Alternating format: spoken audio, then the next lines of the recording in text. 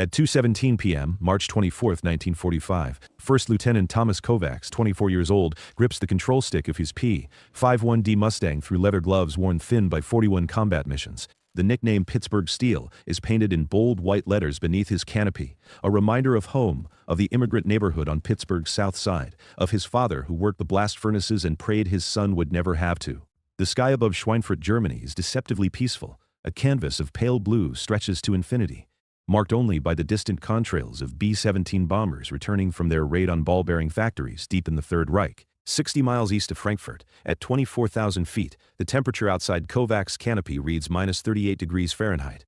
The Packard Merlin engine hums with mechanical precision, a symphony of 1,490 horses pushing him through thin air at 280 miles per hour. Kovacs scans the horizon with eyes that have learned to see death before it arrives. Fighter pilots in a European theater face brutal mathematics: 30% killed in action, 20% shot down over enemy territory, only 50% making it home alive. For 14 months, Kovacs has beaten those odds. 41 missions. 41 times he's climbed into this cockpit not knowing if he'd climb out again. His squadron, the 352nd Fighter Group, flies high cover, 2,000 feet above the lumbering bombers. Each B-17 carries 10 men, 6 bombers in the formation below. 60 souls depending on fighters like Pittsburgh Steel to keep the wolves away. Then his radio crackles with the words every pilot dreads: bandit, bandit, bandit. 7 o'clock high, multiple contacts. Kovacs' head snaps left and upward. There, painted against cottony clouds, 5 Focke-Wulf FW-190s dive toward the bomber formation like hawks, spotting wounded prey. The angular German fighters are closing at over 400 miles per hour, their BMW radial engines screaming their lethal intent. Each FWI-190 carries 420mm cannons and 213mm machine guns, enough firepower to shred a B-17 in seconds. Standard doctrine is crystal clear: never engage when outnumbered, call for support, maintain altitude advantage, protect the bombers from a defensive position. The training manuals at Tuskegee, the briefings in England, every combat veteran he's ever spoken to, they all say the same thing: don't be a hero. Heroes get their squadrons killed. Kovacs looks down at the bombers. Through his canopy he can see them clearly. Massive, vulnerable, slow. He knows what happens when FWI-90s reach a bomber formation. The 20mm cannons tear through aluminum skin like paper. Fuel tanks explode. Wings separate from fuselage. Men burn alive or fall 24,000 feet, their screams lost in the wind. The nearest friendly fighters are 8 miles south, escorting another formation. By the time they arrive, the German fighters will have made their attack runs. 60 men will be dead or dying, spiraling toward Earth in flaming coffins of twisted metal. The mathematics are simple: 5 enemy fighters versus 1 American. Impossible odds. But Thomas Kovacs isn't thinking about mathematics. He's thinking about his bombardier friend, Danny Cohen, who bought him a beer last week and showed him pictures of his newborn daughter. Danny's flying in the lead bomber. He's thinking about the kid from Iowa, couldn't have been more than 19, who asked Kovacs for advice before his first mission yesterday. That kid is in one of those B-17s right now, probably terrified, definitely praying. He's thinking about his father, Josef Kovacs, who escaped Hungary in 1920, with nothing but the clothes on his back and the belief that America meant something. His father worked 16-hour shifts in steel mills so hot they melted men's boots, all so his son could have a different life. A better life. Szabadság, his father would say, the Hungarian word for freedom. We came here for szabadság. Never forget what that cost. 3 seconds. That's how long Kovacs has to make his decision. His training says run. His orders say wait for support. Every instinct for self-preservation says this is suicide. But 60 men are about to die unless someone does something. Thomas Kovacs makes his choice. He rolls Pittsburgh Steel inverted, pulls the stick back hard, and dives straight toward 5 enemy fighters. The G-forces slam him into his seat like a giant's fist. His vision tunnels. Blood rushes to his head. The altimeter spins counterclockwise, 25,000 feet, 24,000, 23,000. His airspeed indicator climbs past 400 miles per hour. The control stick grows heavy as velocity builds. Wind screams past his canopy like banshees. Every rivet in the airframe shudders. The German fighters haven't seen him yet. They're fixated on the bombers, already lining up their attack vectors. Kovacs counts them again. 5 confirmed targets. His P-51 carries 651. Caliber Browning machine guns with 1,880 rounds of ammunition total. In combat, that translates to roughly 15 seconds of continuous fire. 15 seconds to kill 5 fighters. After that, he's defenseless. A target, not a threat. At 22,000 feet, Kovacs levels out 800 yards behind the German formation. His gun sight, an illuminated orange circle, hovers over the trailing FW-190. The German pilot has no idea death is approaching from behind. He's young, probably, fresh-faced, maybe thinking about a girl back home, maybe thinking about his own survival statistics. Range, 700 yards. Too far. 600 yards. Still too far. 500 yards. Almost. At 400 yards, Kovacs's finger finds the trigger. Time seems to slow, the way it always does in combat. He can see individual panels on the fuselage. He can see the German crosses on the wings. He can see the pilot's head in the cockpit. He squeezes. 6 streams of 50 caliber tracers converge on the German fighter. Each bullet weighs less than 2 ounces but travels at 2,900 feet per second. The FW-190's fuselage erupts in a cascade of sparks and torn aluminum. Pieces of metal skin peel away like leaves in a hurricane. The right wing root explodes in orange flame, fuel igniting, hydraulics bursting. The German pilot doesn't even have time to scream. His fighter rolls inverted and spins toward Earth, trailing black smoke like a death shroud. 1 down. 4 to go. Now they know he's here. The formation shatters. 2 5190s break hard left, 2 break right. It's a standard scissor maneuver. Split the attacker's focus, loop around, catch him in a crossfire from opposite directions. Kovacs has perhaps 20 seconds before those fighters complete their turns and bring their superior numbers to bear. He has to keep killing before they can coordinate. He selects his next target. The far right FW-190, now pulling up into a climbing turn. The German pilot is good. He's trying to use his BMW 801 engine's superior horsepower to outclimb the Mustang. In a straight vertical climb, the 5190 has the advantage. More power, better rate of climb. But Kovacs doesn't climb straight. He pulls into a climbing spiral, corkscrewing upward like a rifle bullet. The Mustang's superior roll rate gives him the edge here. He's bleeding airspeed, 260, 240, 220, but maintaining energy. The German pilot doesn't see the trap until it's too late. At 23,000 feet, physics catches up with the 5190. The nose drops, the fighter stalls, hanging motionless in the air for 3 eternal seconds. A sitting duck. Kovacs fires. Range, 200 yards, point blank in aerial combat. His 50 caliber rounds tear through the 5190's cockpit like a circular saw through plywood. The canopy explodes in a shower of plexiglass. The German pilot's body jerks violently, once, twice, then goes still. The WSOD-190 tumbles sideways, spiraling toward Earth. No parachute. The pilot is already dead. 2 down. 3 to go. But now Kovacs is in trouble. His airspeed reads 180 miles per hour, dangerously slow, wallowing at the edge of a stall. He pushes the stick forward, diving to rebuild velocity. Behind him, he hears the sound that every fighter pilot dreads, the ripping canvas noise of cannon fire. The 2 590s that broke left have completed their turn. They're on his tail now, 600 yards back and closing fast. Tracer fire stitches the air past his right wing. Glowing rounds curve past his canopy, each bullet traveling 2,800 feet per second. If one hits his engine, he's dead. If one hits his fuel tanks, he's a fireball. If one hits him, his wife Elizabeth, who he married before shipping overseas, who writes him letters every week, who's waiting in Pittsburgh, becomes a widow. Kovacs breaks hard left, pulling 6 Gs. The world tilts 90 degrees. His vision grays at the edges as blood drains from his brain toward his feet. He tightens his stomach muscles, grunting against the pressure, fighting to stay conscious. The horizon becomes a vertical line. More tracers. Closer this time. He can feel the heat of them passing. He reverses his turn, braking hard right.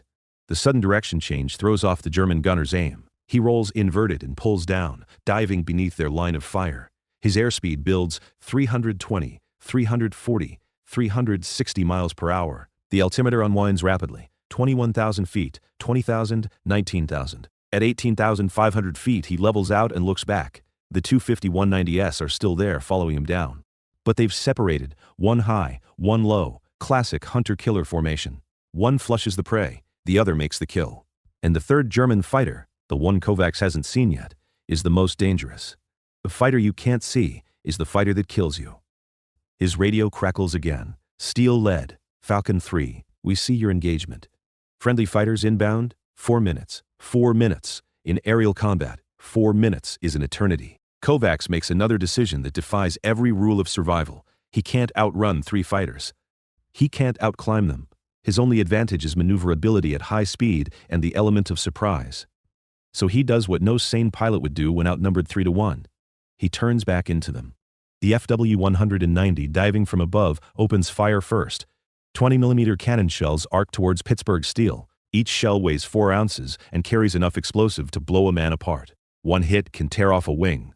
2 hits can cut an aircraft in half. Kovacs sees the muzzle flashes, bright yellow stars against the blue sky, and reacts on pure instinct. He pulls hard left, then immediately reverses right. It's called a scissors maneuver, and it's a desperate gamble. The German gunner tracks him, leading the target, anticipating the turn. But Kovacs's reversal is so abrupt, so violent, that the cannon shells pass harmlessly behind Pittsburgh Steel's tail.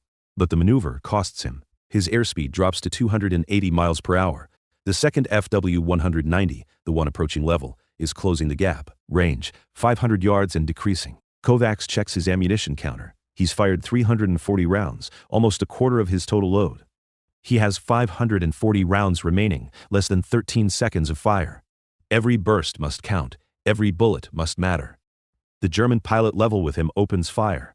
Tracers converge on Pittsburgh Steel like guided lightning. Kovacs feels 3 impacts, sharp metallic bangs that shudder through the airframe. The sound is terrifying, personal, intimate. It's the sound of death trying to reach him. He glances at his instruments, his heart hammering. Oil pressure, normal. Coolant temperature, normal. No warning lights. Whatever got hit wasn't critical. Yet, he pulls into a climbing turn trying to regain altitude and energy. The 2 visible 590s follow, but they're more cautious now. They've watched 2 of their squadron mates die in less than 3 minutes. They know this American pilot isn't easy prey. They're setting up for a coordinated attack. 1 high, 1 low, both firing simultaneously from opposite angles. No escape, no defense. And somewhere in the sky above, that 3rd German fighter is positioning for the kill shot. Kovacs's mouth is dry. His hands ache from gripping the stick. His neck throbs from constantly twisting to check his 6. The oxygen mask tastes like rubber and fear. He thinks about his father again. Josef Kovacs survived 2 wars, a revolution, and an ocean crossing to build a life in America. He survived because he was smart, resourceful, and refused to give up when the odds were impossible. Soha nead fel, his father would say, never give up. Thomas Kovacs has no intention of giving up. If you want to see how Thomas Kovacs survives against 3 enemy fighters with no support and limited ammunition, please hit that like button. It helps us share more forgotten stories. Subscribe if you haven't already. Back to Kovacs. At 2:22 p.m., Kovacs spots the 3rd FW-100. It's 2,000 feet above him, diving from the sun. Classic attack position. The German pilot has been patient, professional, waiting for Kovacs to focus on the other 2 fighters. Now he's coming in for the kill, and Kovacs is perfectly positioned. Distracted, low on energy, vulnerable. This is how most pilots die. Fixated on the threat in front, killed by the threat behind. But Thomas Kovacs has survived 41 missions by never doing what's expected. Instead of breaking away, he does something counterintuitive, something insane. He throttles back. His airspeed drops from 280 to 240 miles per hour. The Mustang shudders, approaching stall speed. The aircraft feels mushy, unresponsive, on the edge of falling out of the sky. The diving FW-190, traveling at over 400 miles per hour, commits to his attack run. He's locked in, his gun sight centered on where he expects the Mustang to be. But Kovacs isn't there. The German fighter overshoots, flashing past Kovacs's nose at closing speed of over 600 miles per hour. For 2 precious seconds, the FW-190 fills Kovacs's gun sight, belly exposed, pilot visible, no chance to evade. Kovacs fires, a 3-second burst. 180 rounds. The .50 caliber bullets walk up the FW-190's fuselage from tail to cockpit like a zipper of destruction. Metal tears. Fuel ignites. The German's right wing separates at the root, tumbling away in a spiral of debris. The fighter cartwheels through the sky, shedding parts, a wheel, a panel, a door. No parachute deploys. The pilot is either dead or unconscious, riding his disintegrating aircraft toward Earth. 3 down, 2 to go. But Kovacs's airspeed is now 220 miles per hour, stall speed for a P-51 at this altitude with combat load. The aircraft wallows, barely flying. The 2 remaining 5090s sense weakness like sharks sensing blood in water. They attack simultaneously from opposite sides, a hammer and anvil maneuver designed to guarantee at least 1 kill. Kovacs has 1 option left: dive. He pushes the stick forward and drops the nose. Pittsburgh Steel falls like a stone. The airspeed needle climbs, 250, 280, 320, 360. The WY-90s follow, but they're cautious now. They've watched 3 of their comrades die in less than 4 minutes. They know this American pilot is dangerous, unpredictable, lethal. At 16,000 feet, Kovacs levels out and checks his 6. Both German fighters are still there, 800 yards back, matching his altitude. They're waiting. They know he's low on ammunition. They know reinforcements won't arrive for 3 more minutes. They can afford to be patient. but patience in combat can be a fatal mistake. Kovacs spots salvation, a thick bank of cumulus clouds at 14,000 feet, running north to south for miles. If he can reach those clouds, he can break visual contact. In the clouds, their numerical advantage disappears. It becomes a game of cat and mouse, and Kovacs has proven he's a very dangerous mouse. He pushes his throttle to maximum power, war emergency setting. The Packard Merlin engine screams, delivering every available horsepower. His airspeed climbs to 380 miles per hour. The aircraft shakes with the strain. The two 490s accelerate to match. They're closing the gap, 700 yards, 650, 600. If they get within 400 yards, they'll open fire. Concentrated fire from two fighters is unsurvivable. The clouds are 30 seconds away. 20 seconds. 10 seconds. Tracer fire erupts from the left side FW-199. The German is firing at maximum range, hoping for a lucky hit. Most of the cannon shells pass overhead, but one connects. It punches through Kovacs' left wing with a metallic crack that he feels through the control stick. Fuel begins streaming from the punctured wing tank. Kovacs' eyes snap to his fuel gauge. He started the mission with 180 gallons. He's burned 95 gallons in combat maneuvering. The gauge reads 65 gallons, and it's dropping fast.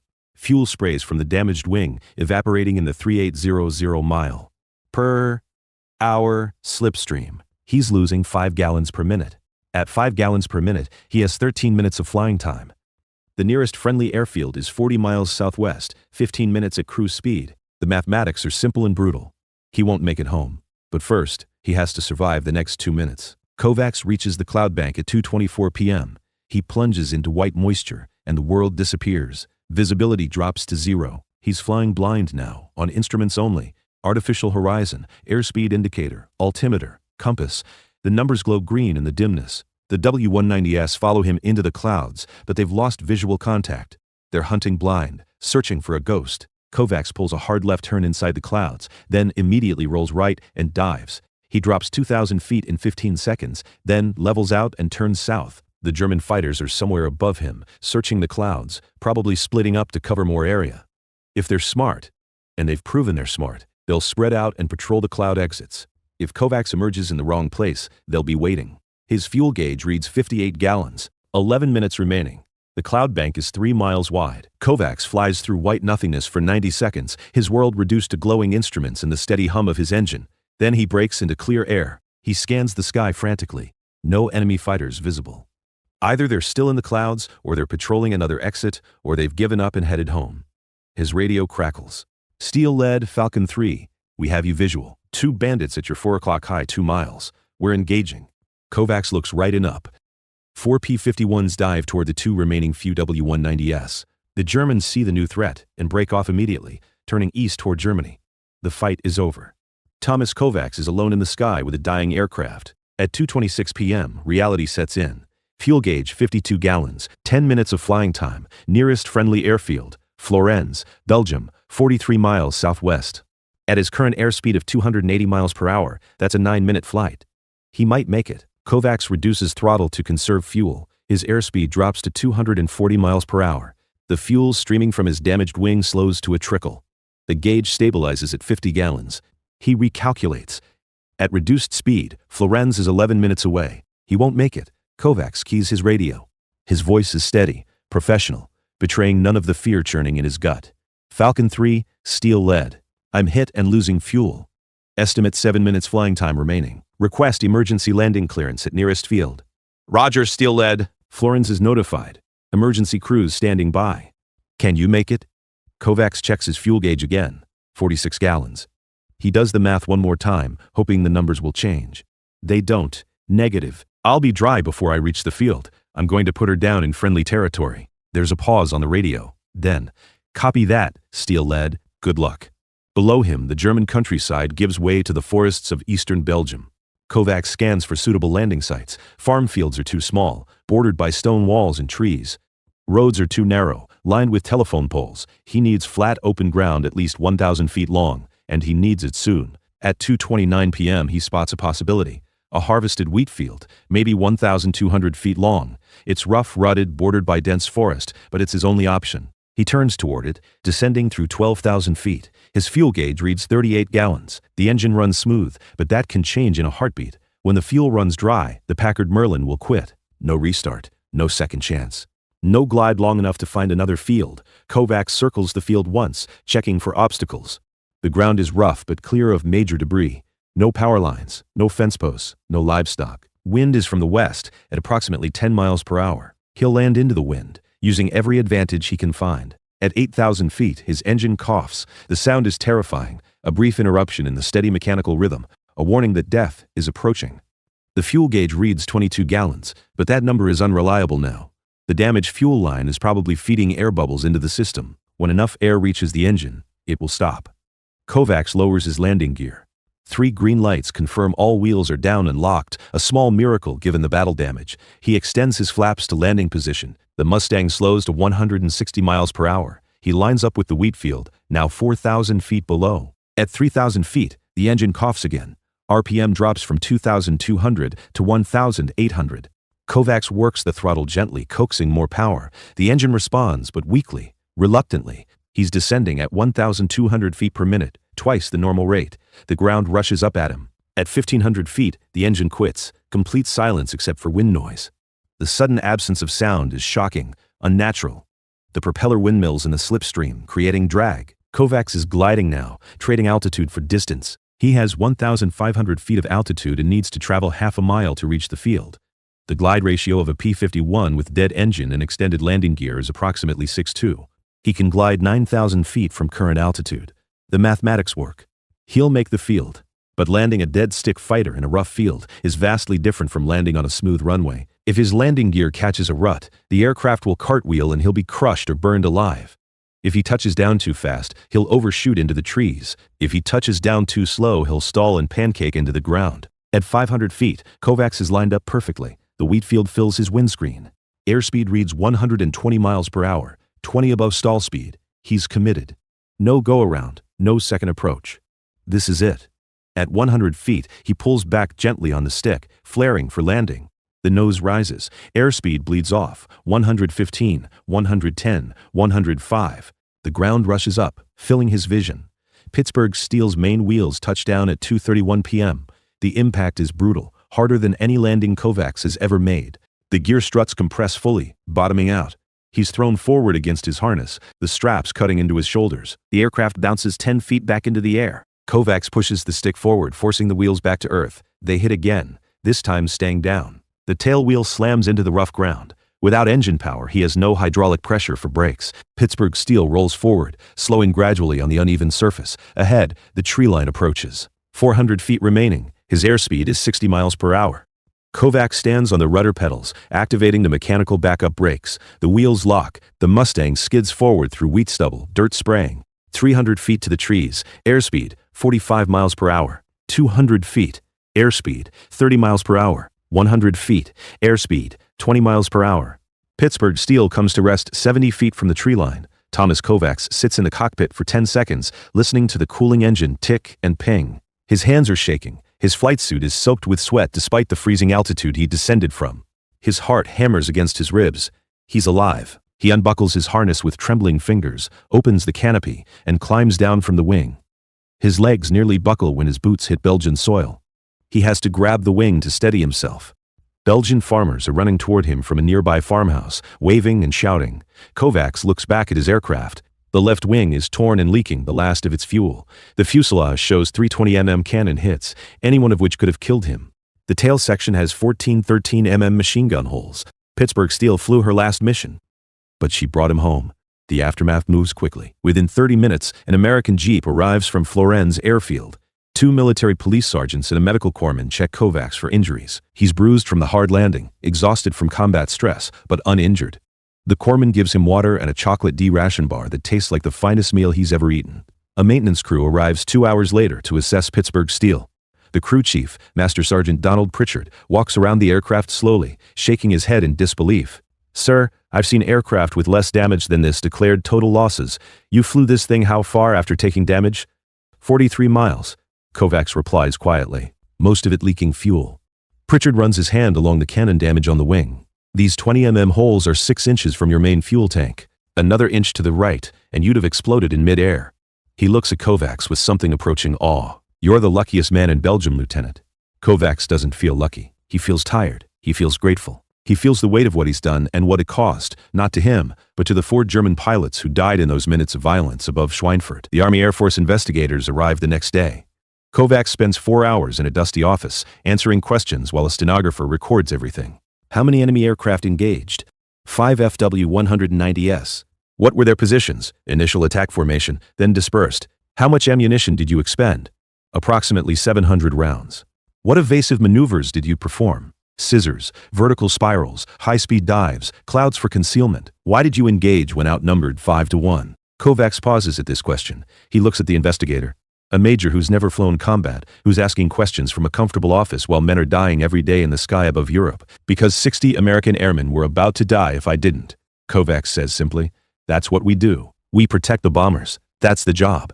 The investigators review Pittsburgh Steel's gun camera footage. The film is grainy, black and white, but it tells the story. 4 FW-190 kills confirmed, 1 from the initial attack, 3 from the subsequent dogfight. The 2 5-190s that escaped don't count as kills. Army Air Force regulations require visual confirmation or gun camera evidence of aircraft destruction. 4 confirmed kills in a single engagement while outnumbered 5-1. It's the kind of combat action that earns medals and makes reputations. On March 27, 1945, 3 days after the engagement, Thomas Kovacs is awarded the Distinguished Flying Cross. The ceremony takes place at Florenz Airfield. Brigadier General Marcus Thompson pins the medal on Kovacs's chest in front of the assembled squadron. Thompson's voice carries across the assembled men. First Lieutenant Kovacs distinguished himself by extraordinary heroism while serving as pilot of a P-51 fighter aircraft. Upon observing 5 enemy fighters attacking a friendly bomber formation, Lieutenant Kovacs single-handedly engaged the enemy force, destroying 4 enemy aircraft and driving off the remainder, thereby protecting 60 American airmen from certain destruction. After the ceremony, Thompson pulls Kovacs aside. His voice is quieter now, more personal. You did something extraordinarily brave and extraordinarily foolish, Lieutenant. Those bombers came home because of you. 60 men are alive because you made an impossible choice. But don't do it again. We need pilots who can make those choices and live to make them again. Kovacs nods. Yes, sir. Once was enough. Sandbag assembly, positioned himself